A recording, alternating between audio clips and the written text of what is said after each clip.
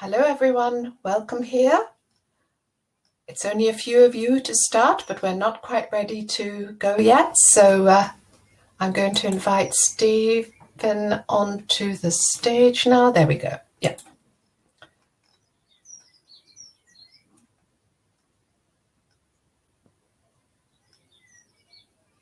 You just need to switch your camera and mic on. Yeah. Great. Wonderful. So I'm just going to run through a couple of things with Stephen now, if that's all right. You can see the chat up on the right. Yep. Screen. Yeah, participants and QA. There's one already there. So there you go. There's a question for you already.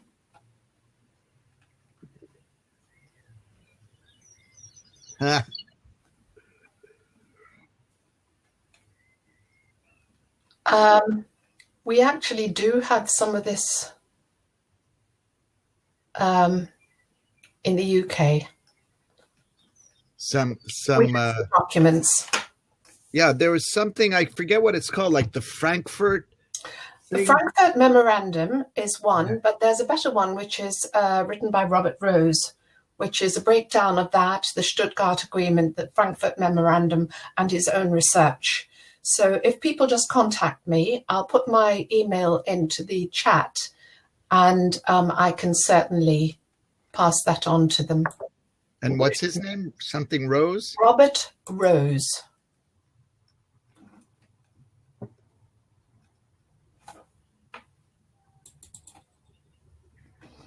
I'll just find the name of it quickly. Sorry, I'm just looking for it now.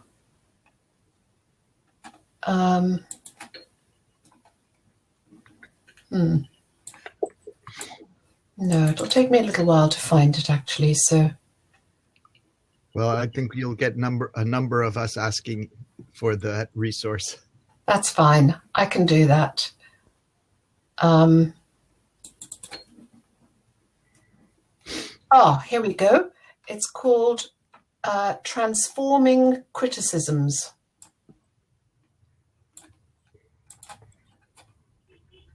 So I'll just put this into the chat. I'm not sure where people can get it from. I'll try and find a link for it and send that to everyone who wants it. Yes, that is right, Jill. It is a free ebook.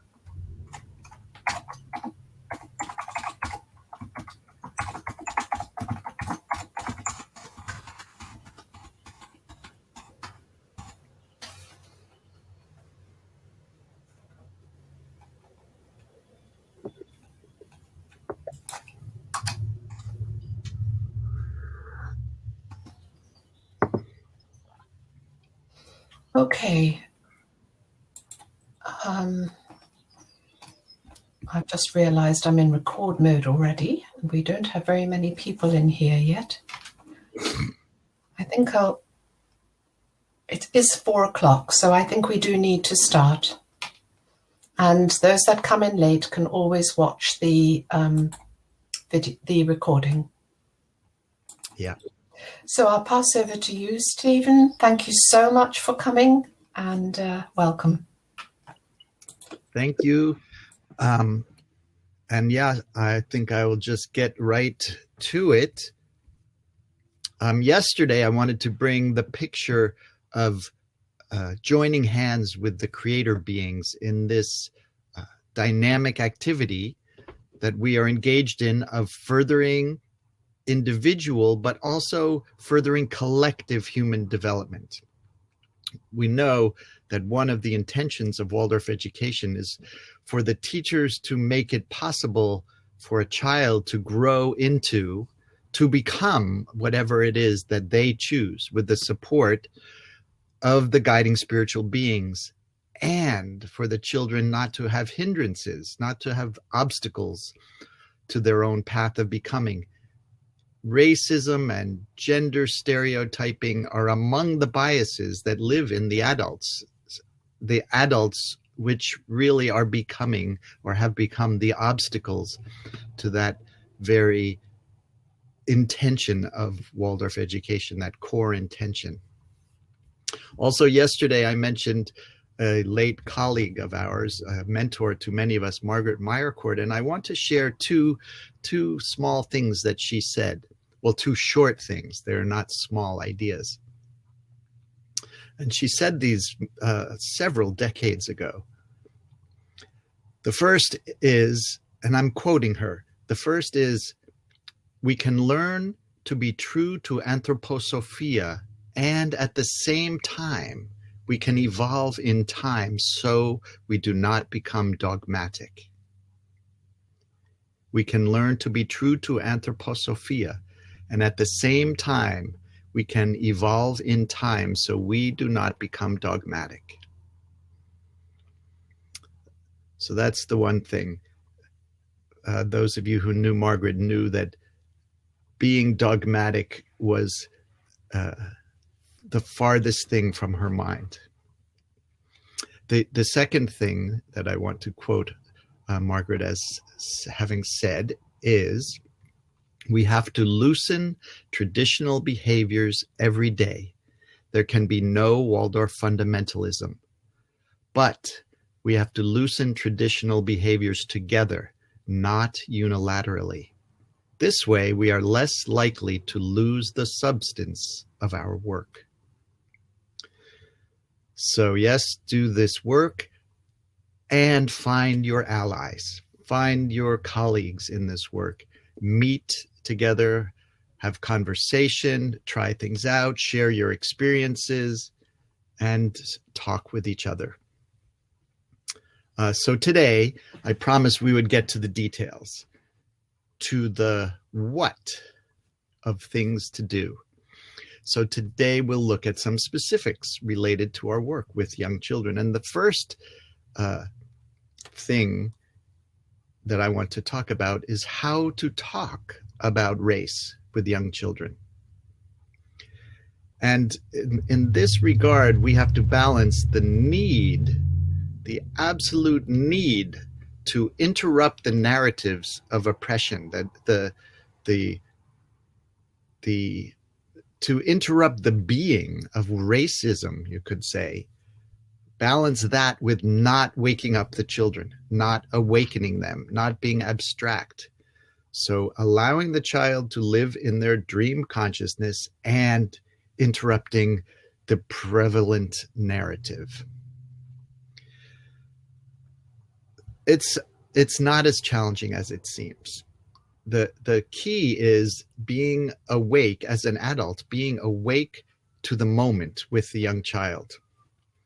Of course, young children are curious. That is their nature.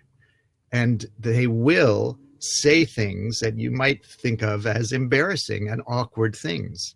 In the grocery store, commenting on how someone else looks.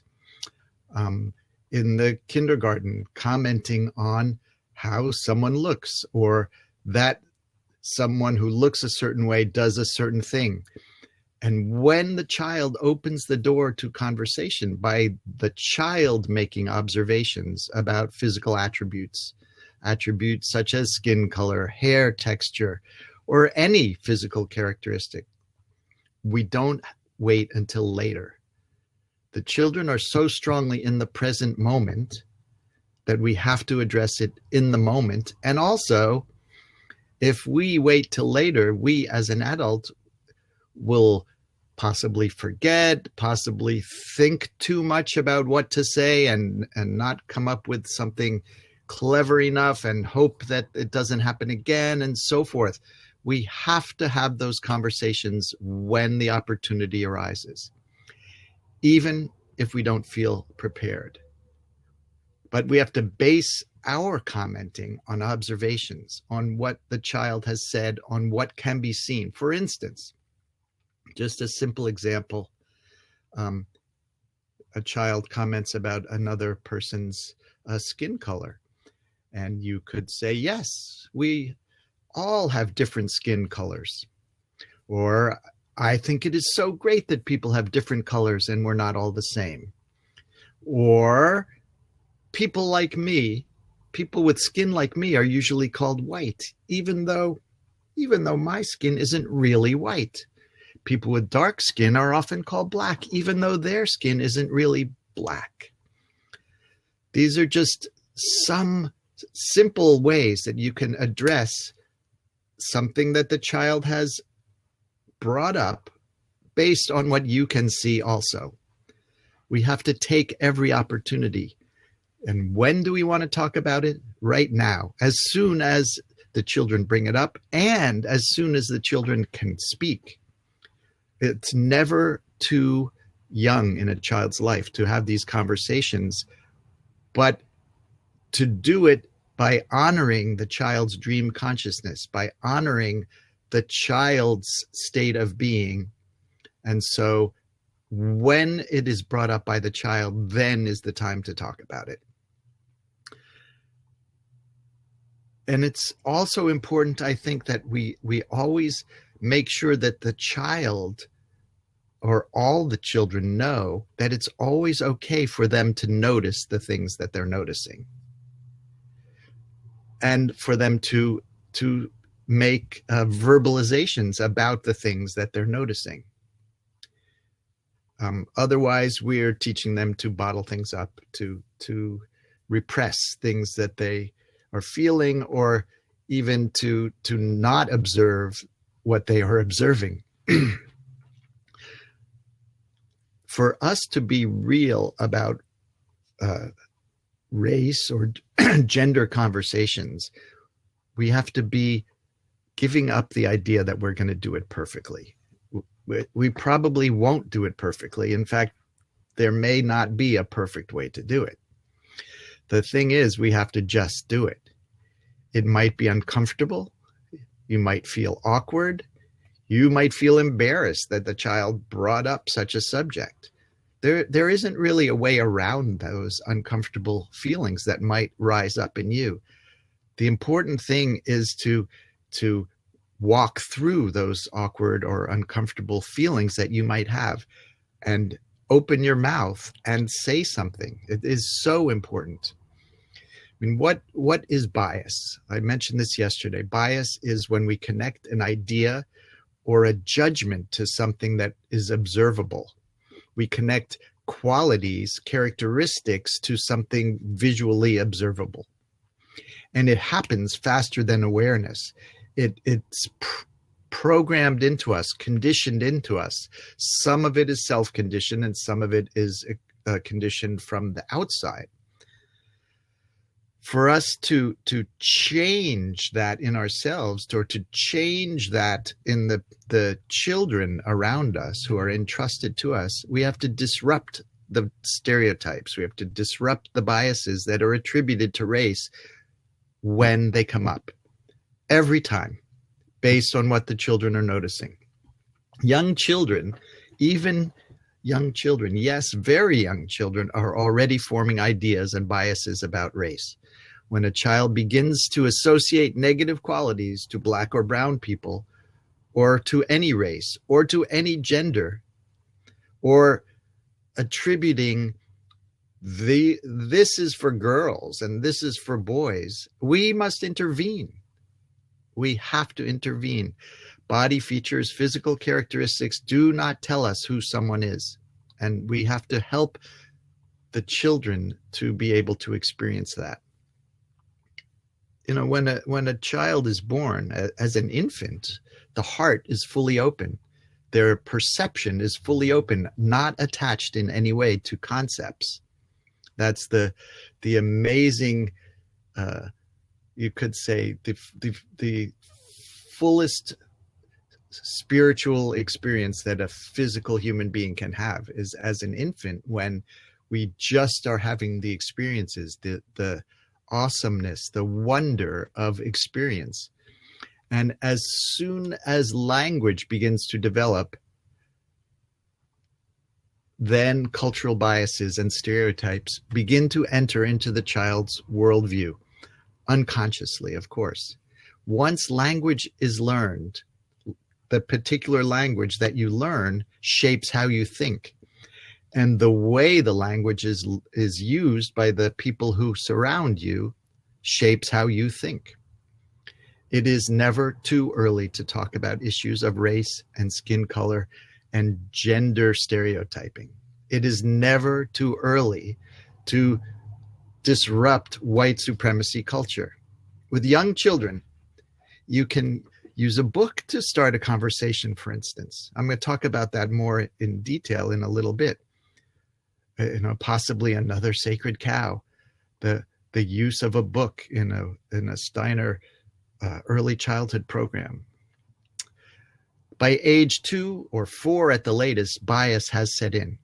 By age 3, most infants can recognize what their own skin color is, and they can identify with others who reflect that same pro-self skin color. By age 5, most children have embedded ideas that associate some groups with higher status.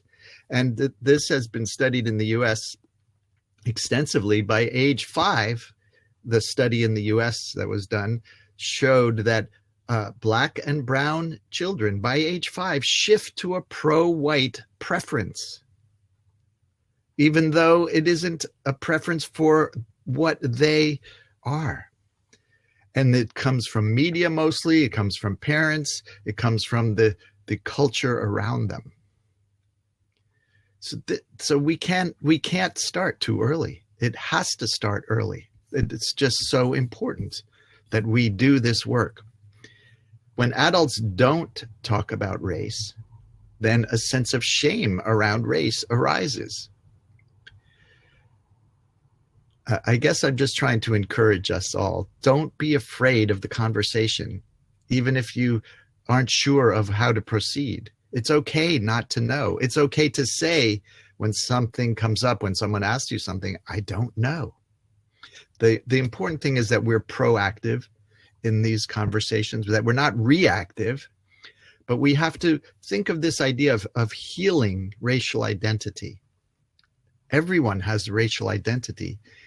Even white people, even though white people don't have to think about it for the most part in a culture where the majority has been white people for a long time, we have to heal everyone's racial identity, and particularly those who have been harmed by the millennia of the various isms. How about this for an idea? Instead of saying, even in our conversations with our same race colleagues, when we're talking about diversifying our schools and so forth, what if instead of saying people who are different, what if we said people from whom we are different? Now, what if we reframe this whole conversation in our own inner life away from centering ourselves, away from centering our whiteness, you could say, people from whom we are different, because everyone is a person from whom we are different.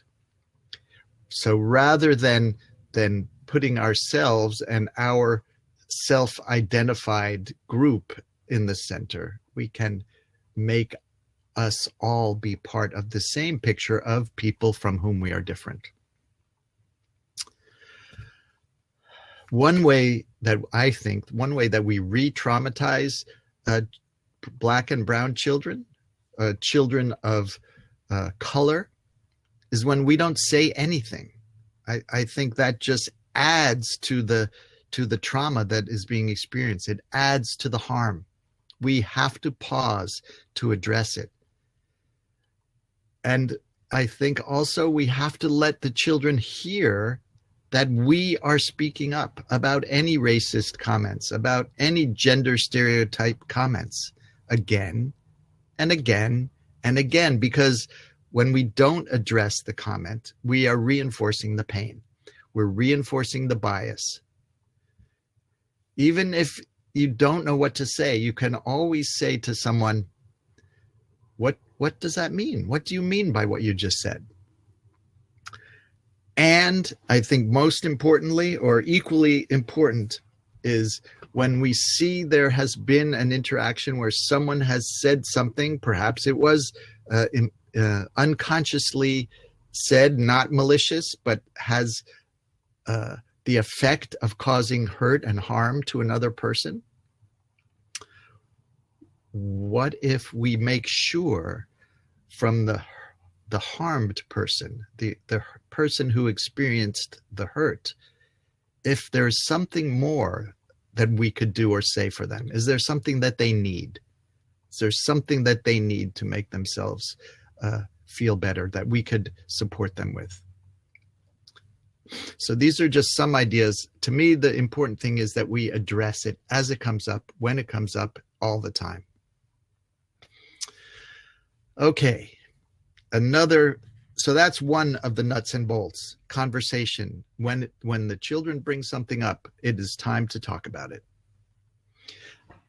The second thing is in the realm of story. Story is a big part of our Steiner early childhood education. Now, first I want to say that stories they come from an oral tradition. So all those wonderful stories that we've learned from books were once stories that were alive.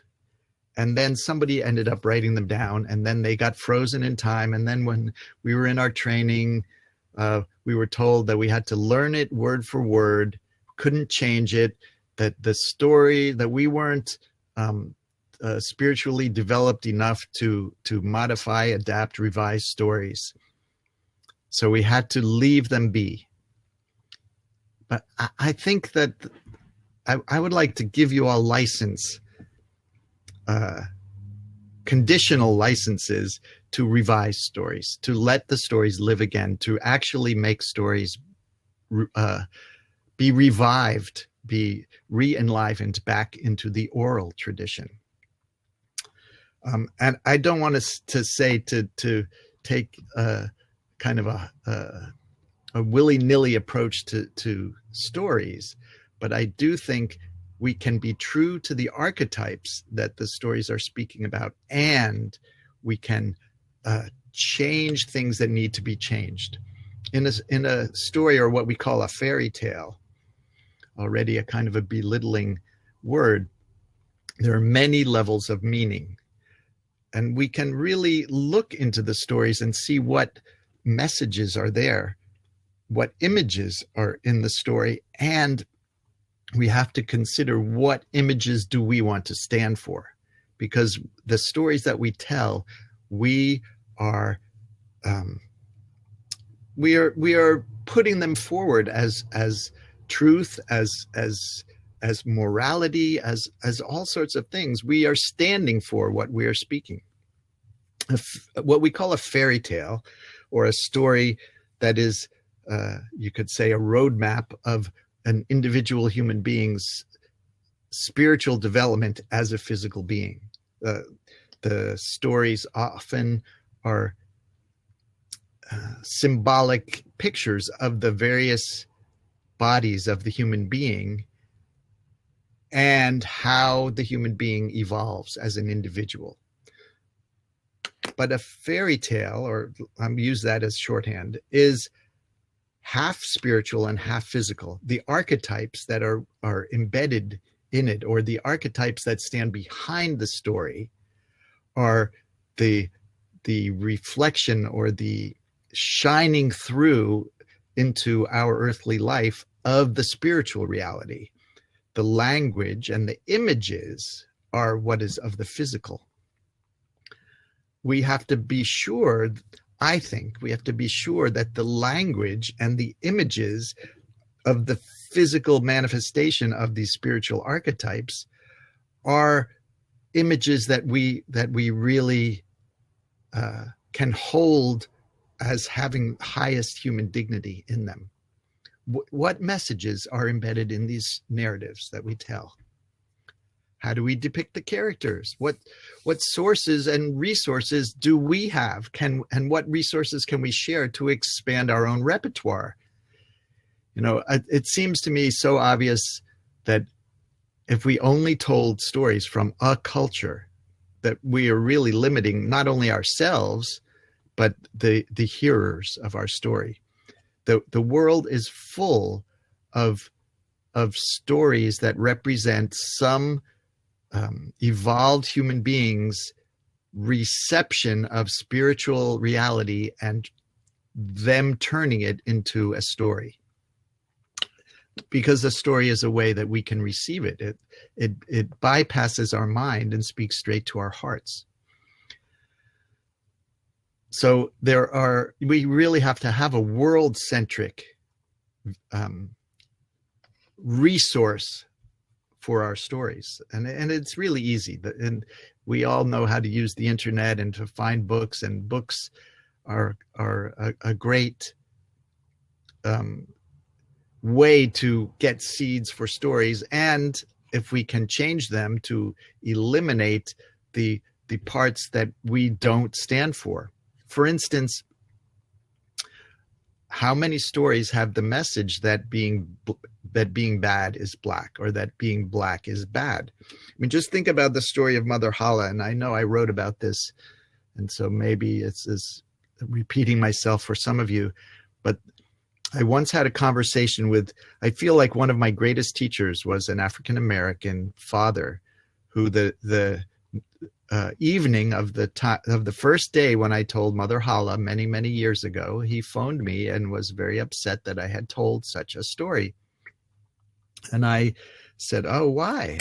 It's a beautiful story. I love this story." And he said, "Well, it says that being black is bad." And I didn't really understand what he was talking about. So we agreed that we could have an in-person meeting. Remember the days of in-person meetings? So this was I think it was in 1990. And he, when we sat down, he said, "So what does this story mean to you?" He asked me first. And so I told him, "Well, I think it has to do with karma and reincarnation and all these things." And he said, "That's beautiful. I get that. I see what you're saying." And then he said, "And it also says that if you're good, you get gold. And if you're bad, you're black." And I said, "Well, I don't understand." And so he said, "Well, look at the person who isn't the nice character in the story. The fruits of her labor is that a kettle full of pitch is poured on her. So she turns black." And at first I was defensive, and I said, "Oh, no, it's pitch. It's like tree pitch. It's not black." And he just kind of laughed, and he said, "Why do you think they call it pitch black?" And so I had to really step back and really try to hear what he was saying. And I think that this is a key to a lot of our work. We have to be able to hear what people are saying, to be open-minded to other people's experiences, perceptions, and ideas about the things that we are doing, even if we are so sure that we have that we are on the right path. So yes, I think that Mother Hala does have this picture that if you're good, you get gold, and if you're bad, you're turning black. So we have to disrupt these stereotypes. There's nothing wrong with changing the stories to present images that are truer to what you want to stand for. Steiner wanted us to make our own stories. He wanted us to be able to create true fairy tales. Now, of course, that's a lot of work, and it's a wonderful, amazing activity to be able to create story. To create your own story is just the most amazing thing. Not only that, it's easier to remember the stories that you create. So it has a benefit to ourselves. Another thing I want to mention, well, I don't want to leave this subject for a second. It's so important that we find stories from everywhere. From everywhere. I think you can go to your local library or bookstore.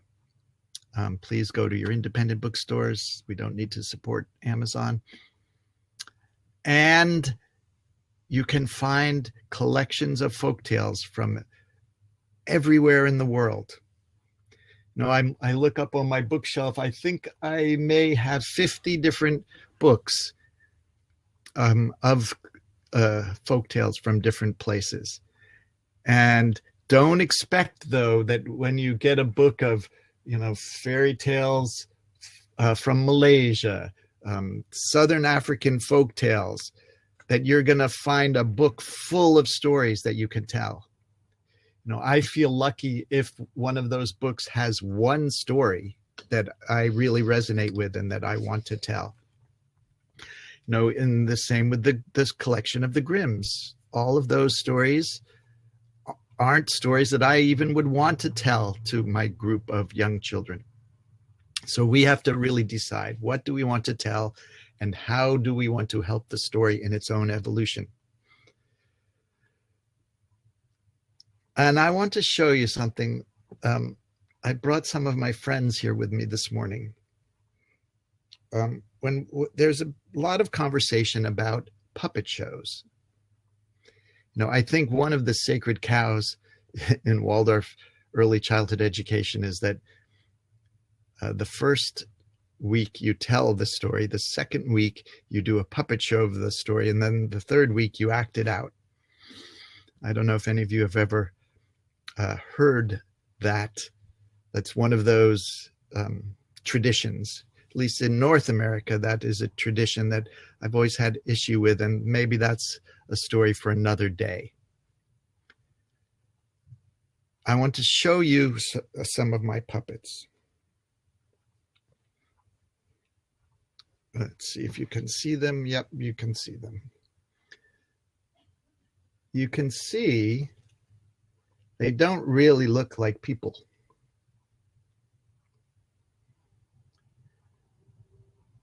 I've never seen a person that's red, that's literally red, a person whose skin is green, or a person whose skin is yellow.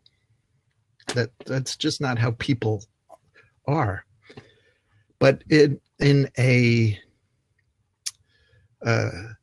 fairy tale, again, I use that as a shorthand word, in a fairy tale, we're not depicting human beings because all of the characters are part of one human being. They're all part of me. They're all part of you. They're a part of each and every one of us. So they're representing the sentient soul and the intellectual soul and the consciousness soul. They're representing thinking, feeling, and willing. They're representing aspects of the human being, not human beings. So for me, I think I can try to portray in color. I can try to portray in color some qualities, some aspect, some sheath of the human being. Perhaps this character, okay, I made her a female character, or someone with a ponytail at least. But to me, this represents a character that has a lot of willpower, will forces. And this character has a lot of connection to the healing energy of the earth. And also connection to wisdom. This is an older character. So we can think outside of the box. We can think outside of the box. We can take the box and put it in the recycling bin, and we can create the puppets to reflect the archetypes that the puppets are symbols for. So as an idea, what about circle time? Circle time is another big nut and bolt in our early childhood work. There are hidden messages in the things that we do in circle time also. Can we think of ways that we can be more inclusive, that we can offer more universal experiences and or less limited experiences? One thing that we could think about is how many religious songs and poems are you bringing in circle time? Even as you're approaching a festival, and then we have to think about festivals, how many religious festivals are we bringing to our kindergartens? And is that what we are standing for? Is that what we're representing as saying this is the central festival and all the other stuff we just add to it to make it feel more diverse, but these are the central ones. So I think I'm going to use festivals as a subject in a moment, as the next nut and bolt to consider. But what about rhythms? What about rhythm? Do we think to learn songs that have rhythms that are other than the ones that we ourselves are used to, that might be a rhythm that's normal in a place that is other than where we are from? Also, we can think about the trades, the people who do work in the songs and poems that you bring. The woodcutter. Is the woodcutter always male? Do we always say, the farmer once planted some little brown seeds, he watered them often, and he pulled at the weeds? Why? And my observation is so often, the tradespeople in our songs and poems are male. And what is that saying? This is something we need to think about. The challenging thing about being an educator in this mystery school for adults, in this Waldorf education, is that our task is to be awake, to pay attention to all the details. And it makes our job really expansive and exhaustive. So it's the only way that we can be true to our task, though. So we have to examine the words that come out of our mouths. Do we want to be standing for these images that all of the tradespeople are male or not?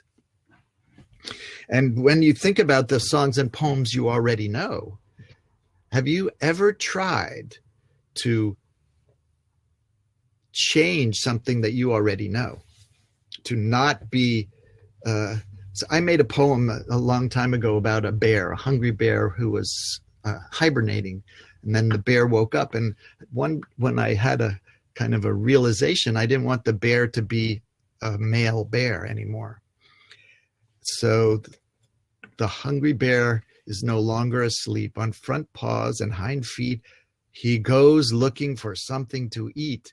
And even though my intention was to not make him a he anymore, or not to make it a he anymore, it's so hard to change it, to replace he with the bear over and over again. But it's worth it. To me, it's important that we don't narrow the horizons for the children.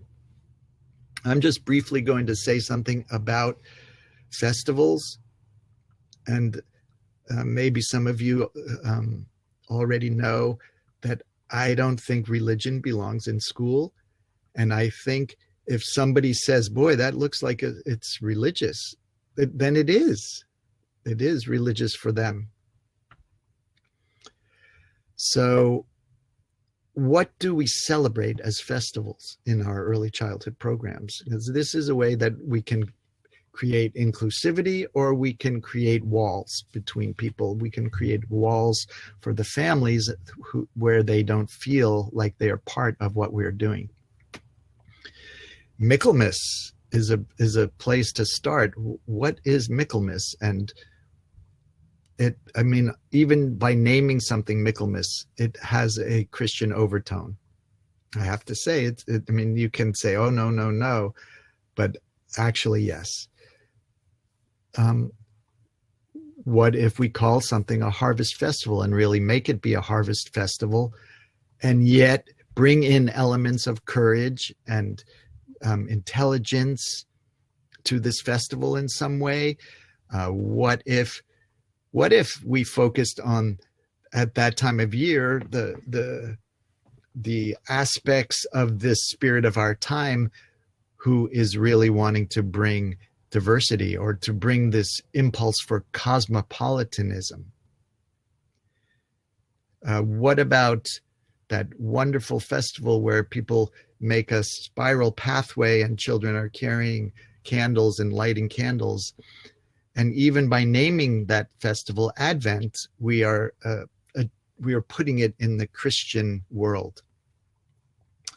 What if, rather than just change the name to the Evergreen Spiral Garden of Light or something, that we actually reforged the festival and left out the songs about Mother Mary walking through the stars? And what if we didn't have an angel lighting the candle? What if we made it universal, truly universal, not just by renaming it, but doing it the same way anyway? I mean, to me, we have to ask the question, does this seem like something of a religion, or does this seem like something that really is universal? What about in the fall, in the later fall, when you have a festival where children walk around with lanterns? Do you attribute it to some saint or other? Or is it a festival really because the light is growing dim and the lantern is a representation of us carrying our inner light into the darkness of the world? You know, these are things that, to me, really need to be thought about. Religion is a big barrier, because if you're representing a religion, then you're creating a wall for people who aren't of that religion in their family life. And if you do everything from all the religions, you are giving everyone indigestion. So to me, the path forward is in creation, creating festivals, creating something that can speak to everyone, and including the parents in the creation. And then you have something amazing. And then, of course, you have to do it year after year to make it be a new tradition, because if you do it once, it's not a tradition. What about the things of your kindergarten environment, of your early childhood environment? What's on the wall? Is that Sistine Madonna on the wall of your kindergarten? And I'm sorry, that beautiful, amazing picture that I could speak about for hours and hours and hours, and I have a fondness in my heart for that image, and many thoughts and deep spiritual ideas about that picture.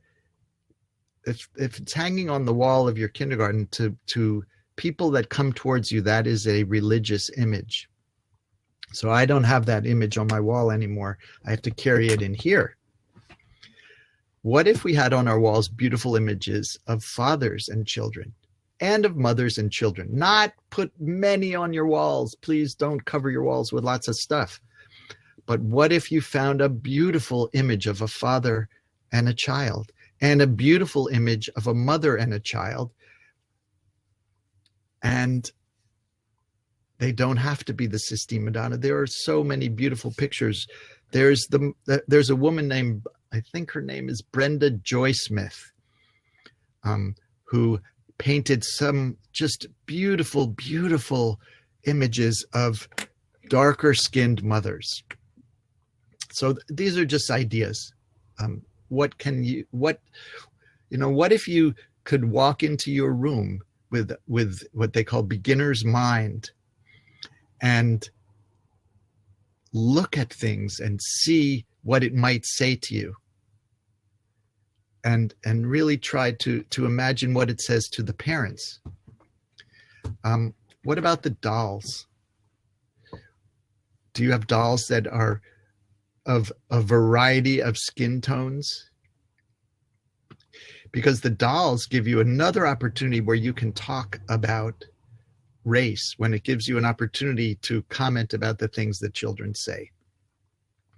I'm not going to talk about black crayons. Please just have black crayons in your kindergarten.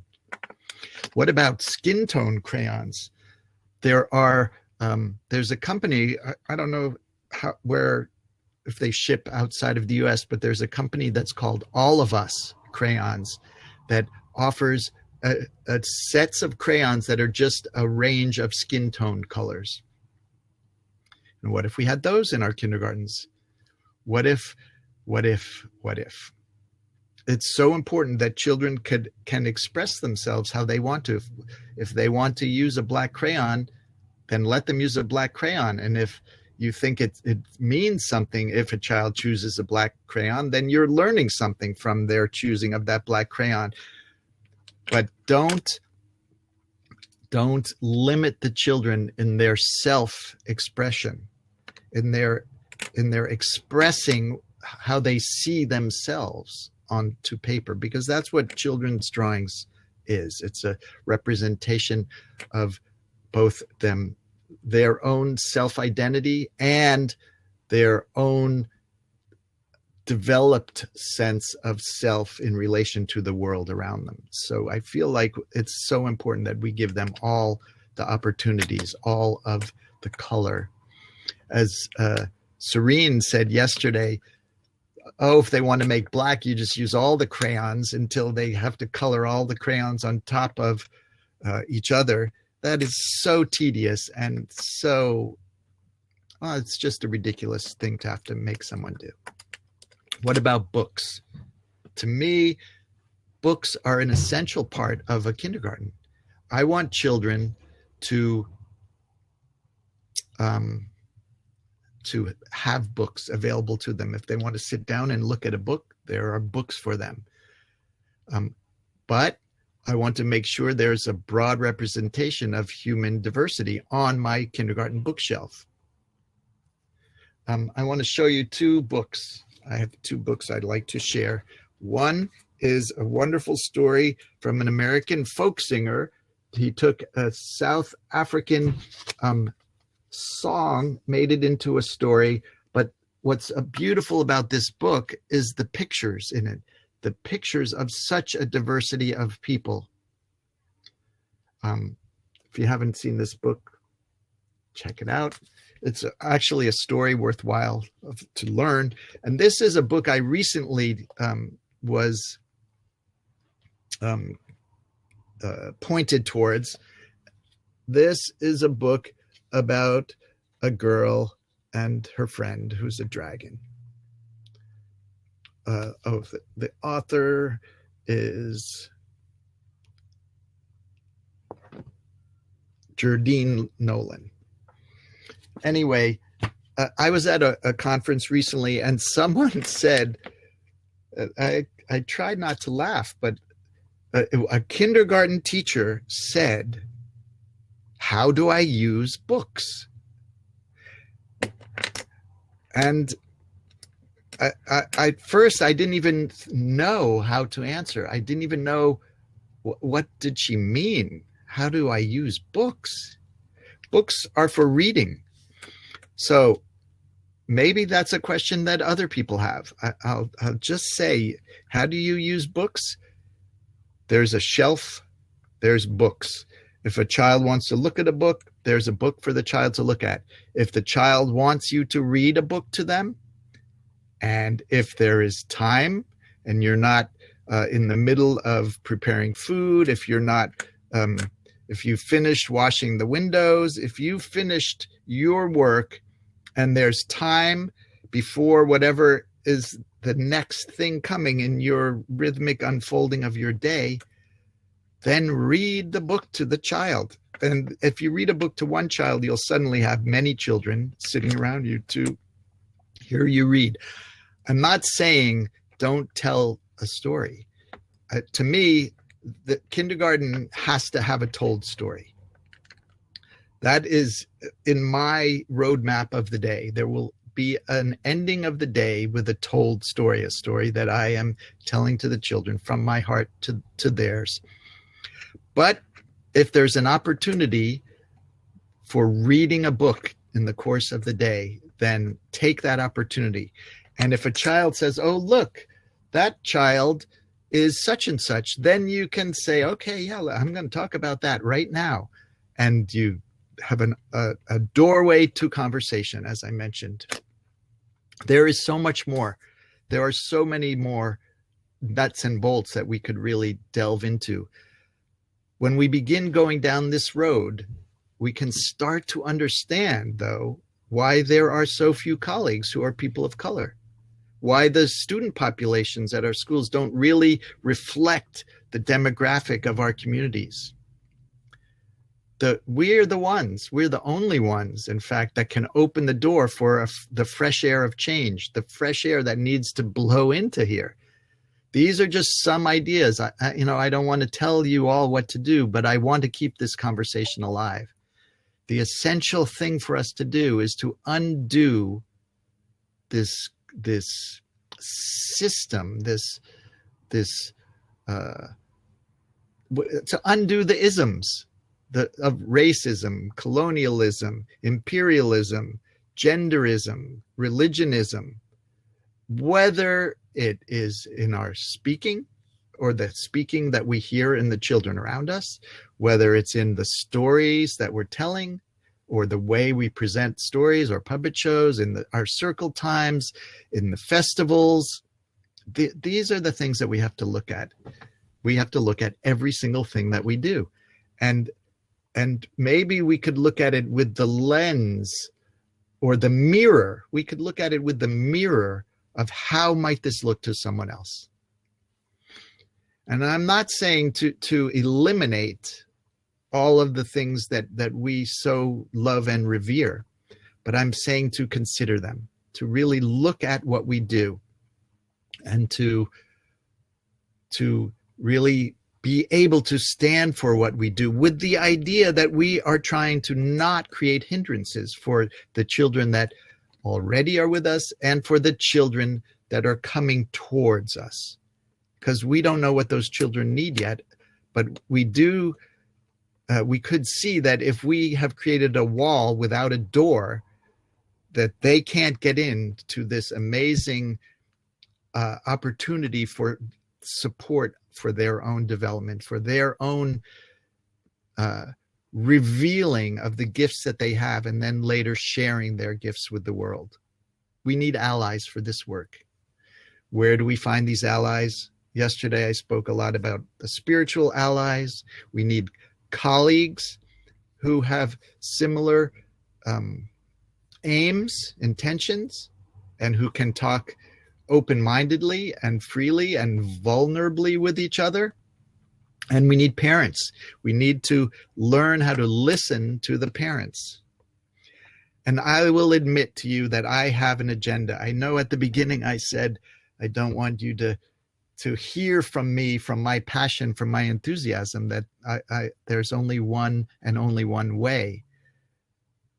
But I do have an agenda. I want to break down the walls. I want to break down the walls that are preventing people from connecting with Steiner education, with Waldorf education. I want people of all walks of life to feel included and accepted and not judged and not be classified based on any physical attributes. I want the children to grow up free of as much bias as I can free them from. And I want you all to be allies in this essential work. I want you to be my allies. I will be your ally also. I think that we can do the inner work that is required so that we can, as I don't know if you know who Rick Hansen is.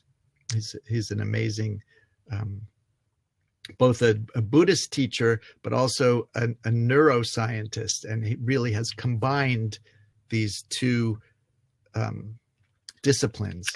And he came up with this expression, us, all, thems. Us, all, thems. Can we do the inner work to us, all, thems? And can we help steer the destiny of the earth towards becoming the star of love that Steiner described? So we have a few minutes. I know we have a few minutes left. I want to thank you for listening to my thinking. And if you had any questions that we could talk about in these last couple minutes, please put it into the Q&A. Gosh, Stephen, that gives us a lot to think about and a basis for working on our all thems. Fantastic. Have you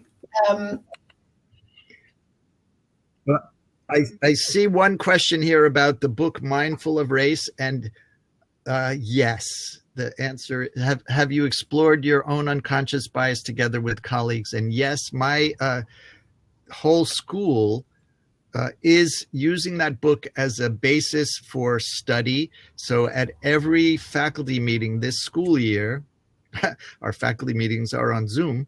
I don't know if you all meet on Zoom with your faculties, but we meet with the children in person, and then we have our teacher meetings on Zoom. But we are studying the book Mindful of Race, and it's deep and it's hard. And I suggest how to do it. That it's not a book to read. Actually, it's a book to work on. There's exercises in every chapter, and I suggest doing those exercises as a group and as small groups. And in that book, there's one very interesting suggestion. Ruth King is an African-American woman and a Buddhist teacher. And she suggests that we form what she calls racial affinity groups, meaning that we find people to do this work together, but people not only who have the intention, but who have a similar physical incarnation, so that it's easier to be vulnerable about these hard issues. So a group of white people talking about these issues with white people, sharing experiences, sharing what the response has been from people who aren't white people. In this group, it's a safe experience for them to have that conversation, and people of color meeting to have these conversations where they don't always have to educate the white people to the experience of the people of color. So that's just a little bit of suggestion. How would I change Mother Hala? Margaret Marcourt gave me this really amazing version, similar to Mother Hala. It's from South Africa, and I can't remember the name of the story. And it's almost the same story as Mother Hala, but in this, the culture from that this story comes, the particular culture, there's a like the guardian of the threshold, like Mother Hala, who's the guardian of the threshold. In this story, the guardian of the threshold lives in the river, at the bottom of the river, and is covered with sores, like leprosy sores. I'm so sorry. I'm sorry, everybody. It's just finished.